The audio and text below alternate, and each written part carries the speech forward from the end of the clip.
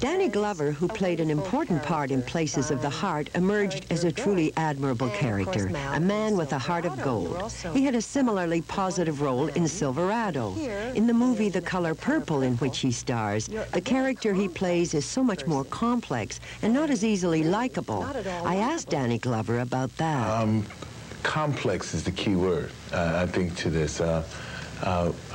Hopefully, by the end of the film, we learn a little bit about the complexity, or more than that, and we understand that there is a complexity, like you did, with this man, and the pain he's in, and the frustration, and the lack of love that he experiences for himself, that he has for himself.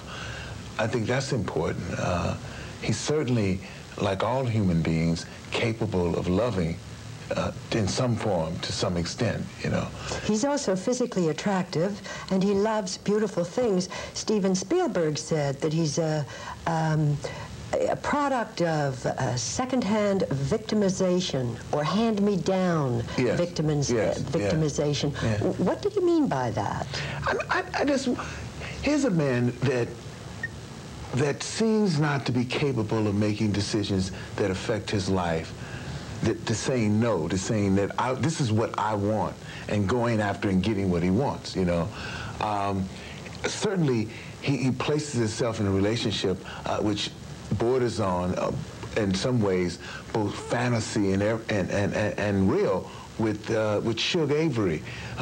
He, at the one hand, loves her and sees her as the ultimate and sees her as what he wants to make him happy. And when she's around, he's like a little kid with candy.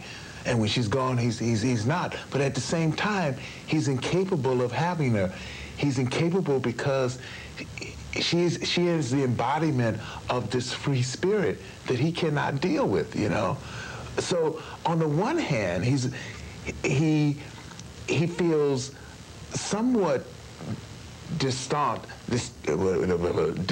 basically, because he didn't marry her, and at the same time, he couldn't have had anything to do with this woman. This woman is so far away and above something out of his league, you know. Yeah, well, we always told that the 90s were the good old days, but there were people who literally were starving, and these would have to be the good old days. But really, that the values that his attitudes about women were basically the same that men had at the turning point of the century. I mean, women didn't have the right to vote.